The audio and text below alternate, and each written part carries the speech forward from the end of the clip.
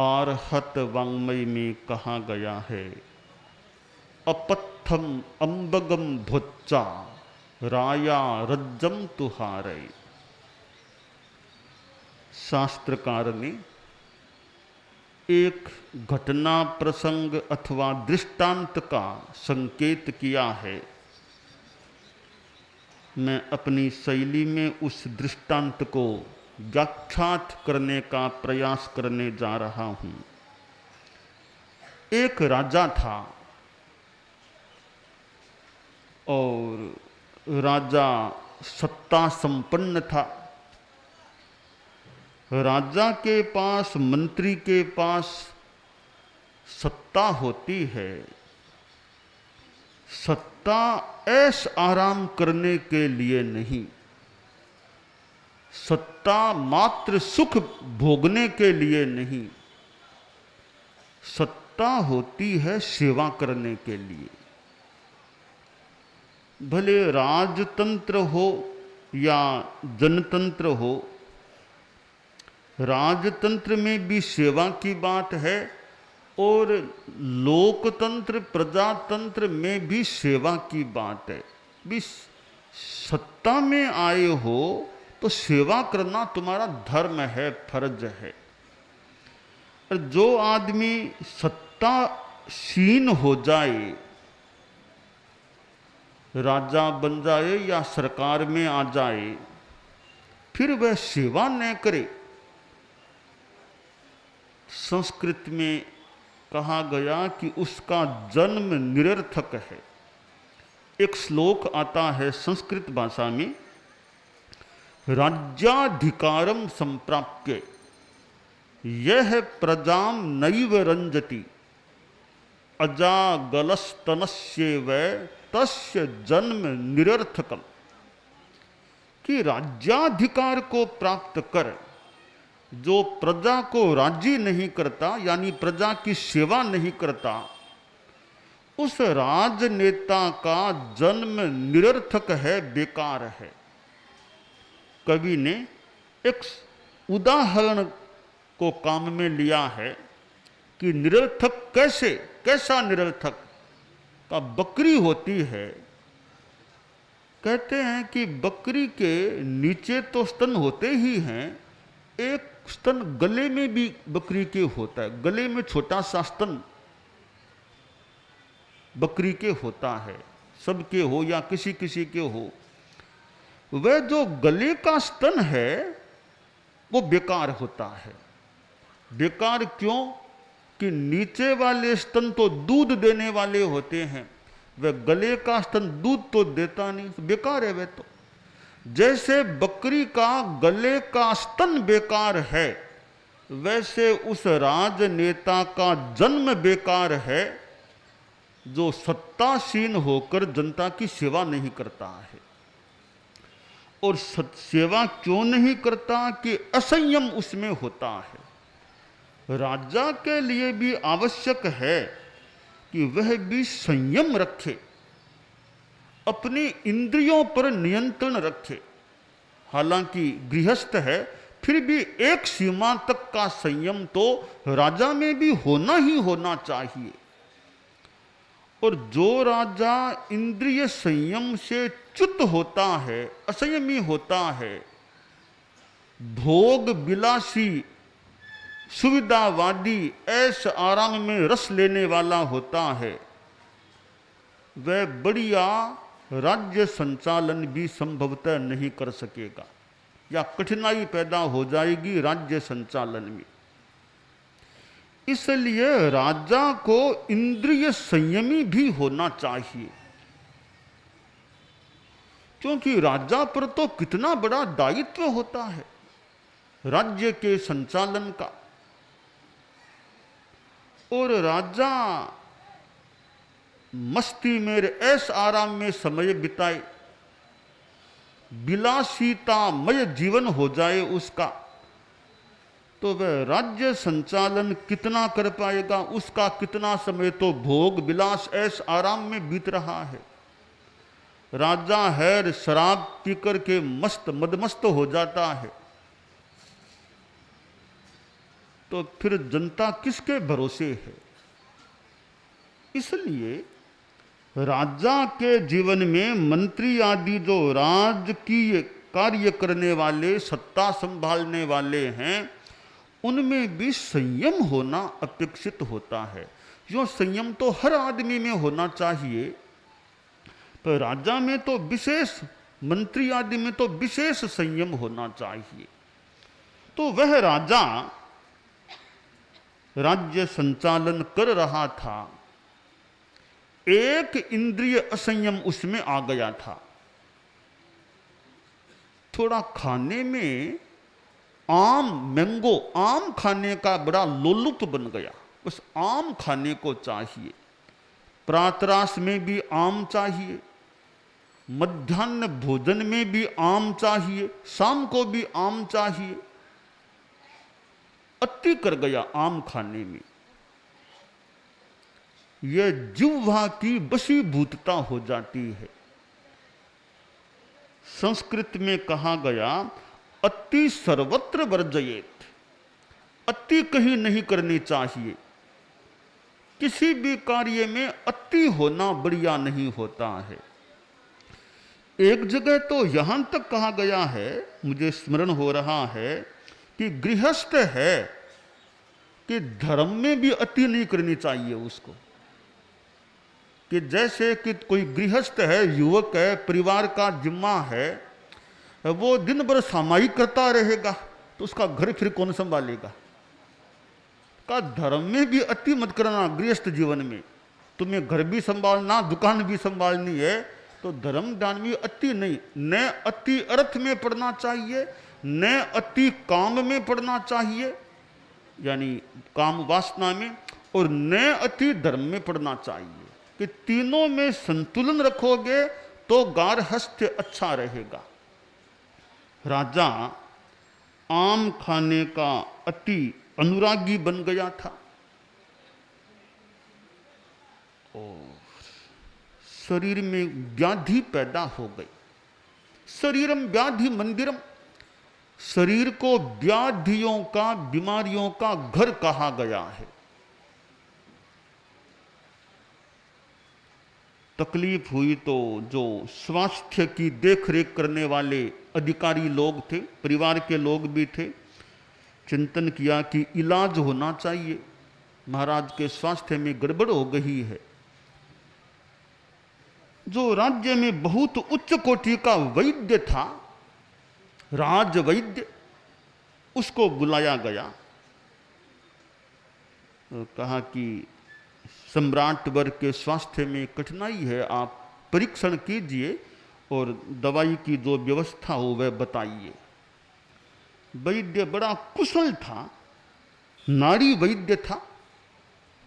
नाड़ी को देखा और कहा कि बीमारी पकड़ में आ गई है, कोई ज्यादा चिंता वाली बात नहीं है, एक पुड़िया दूंगा, महाराज का स्वास्थ्य ठीक हो जाएगा। पंडित जी, वैद्य जी बोले, सम्राट वर, कोई इतनी कोई खास बात नहीं है, एक पुड़िया मैं आज ही दे देता हूं, बस एक ही पुड़िया दूंगा, दूसरी पुड़िया नहीं चाहिए आपको, एक पुड़िया ले लेना और बिल्कुल आप ठीक हो जाओगे। पर एक खास बात आपको निवेदन करना चाहूंगा कि परहेज आपको जिंदगी भर के लिए रखना पड़ेगा। बोलो वैद्य जी, क्या परहेज रखना है? कि महाराज आम कभी नहीं खाना, आम को पूर्णतया छोड़ना होगा।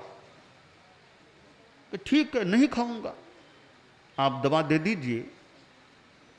वैद्य जी ने दवा भेज दी अपने औषधालय में जाकर, एक पुड़िया भेजा। राजा ने औषध का सेवन किया और कुछ ही समय में पूर्णतया राजा स्वस्थ हो गया और बड़ा जागरूक था कि आम मुझे कभी नहीं खाना, न आम का रस पीना।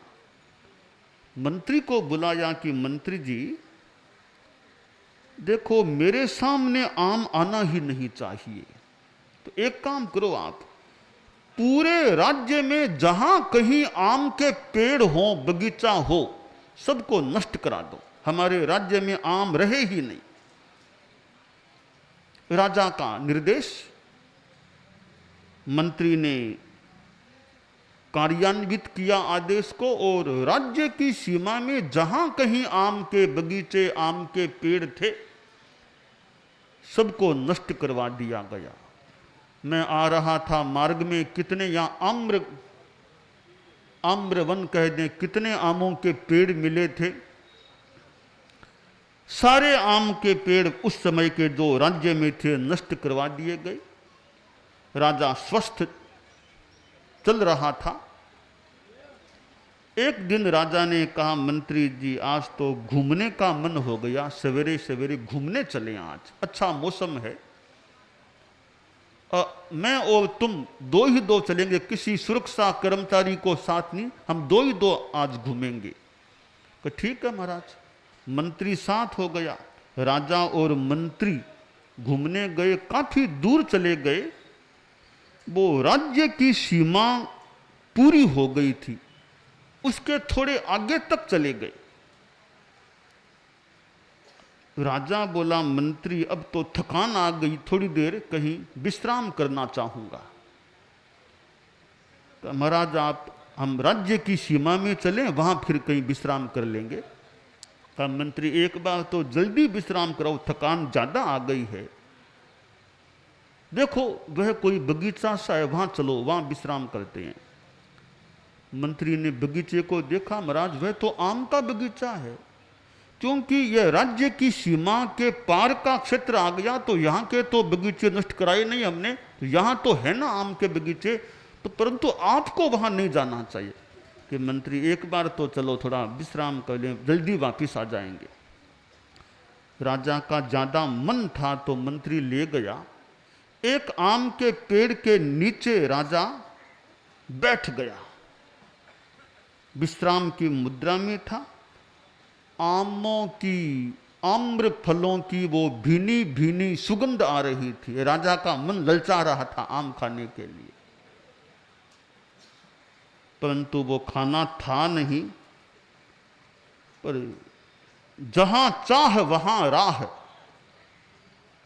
राजा ने आम न तोड़ा न तुड़वाया, किंतु एक हवा का तेज झोंका आया, एक आम टूट करके राजा की गोद में आ गिरा।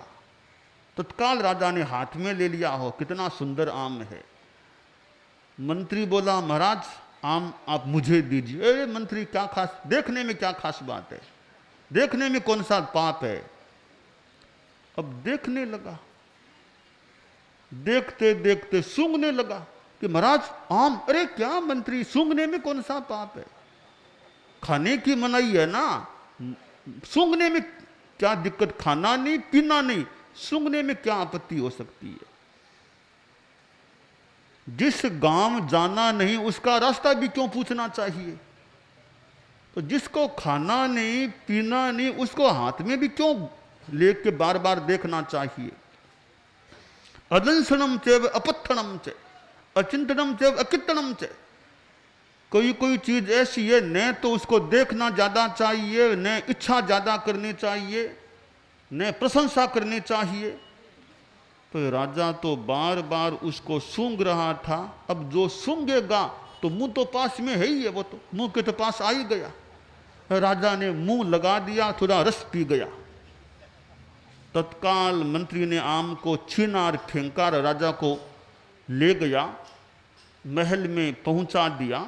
राजा आया और वह पुरानी बीमारी वापिस पुनर्जीवित हो गई, पुनरुज्जीवित हो गई, स्वास्थ्य में गड़बड़ाहट।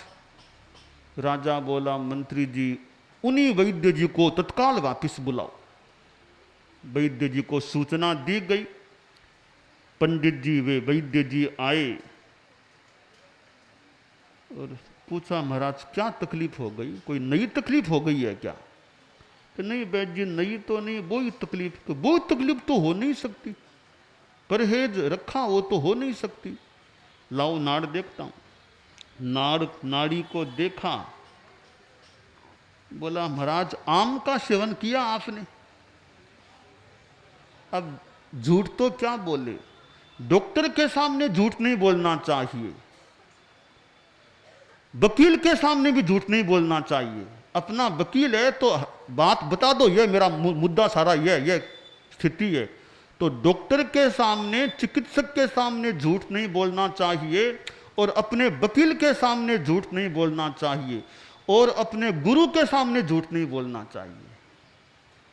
हालांकि झूठ तो कहीं नहीं बोलना चाहिए, एकदम महाव्रत न ले सके तो वकील के सामने, चिकित्सक के सामने, गुरु के सामने, तीन के सामने झूठ नहीं बोलना चाहिए। राजा ने कहा महाराज कुछ भूल तो हुई है, अतिक्रमण हुआ है।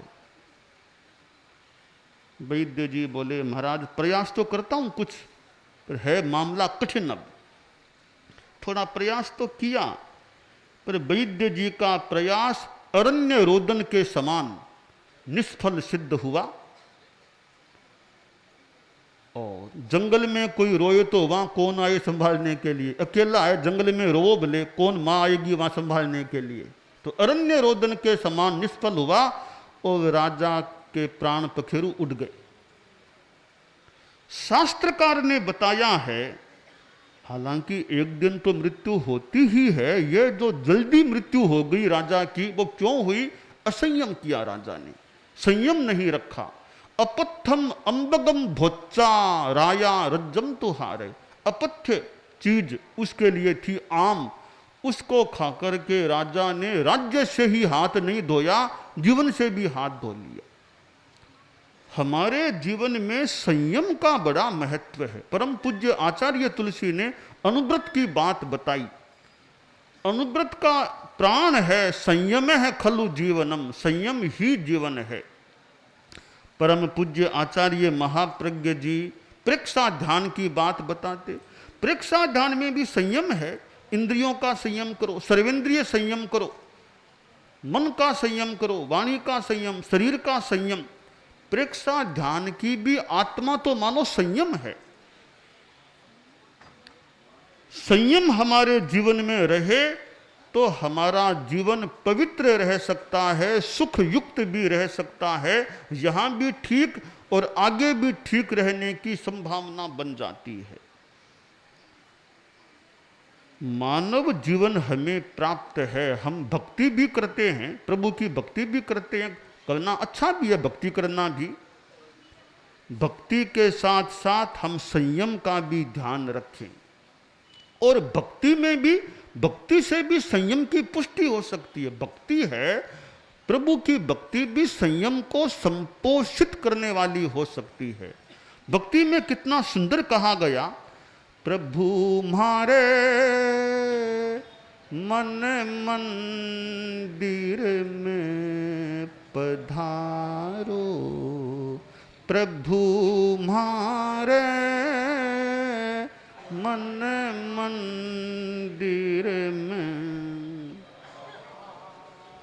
मारो स्वागत नाथ शिकारो, प्रभु म्हारे मन मंदिर में पधारो। तो मन मंदिर में प्रभु विराजमान हो जाएं और वह प्रभु हमें संयम के प्रति सावधान करता रहे। तो संयम ऐसा तत्व है जो हमारे जीवन को ही उन्नत नहीं, हमारी चेतना को भी प्रोन्नत बना सकता है। और संयम की साधना हम सब के लिए अभिलषणीय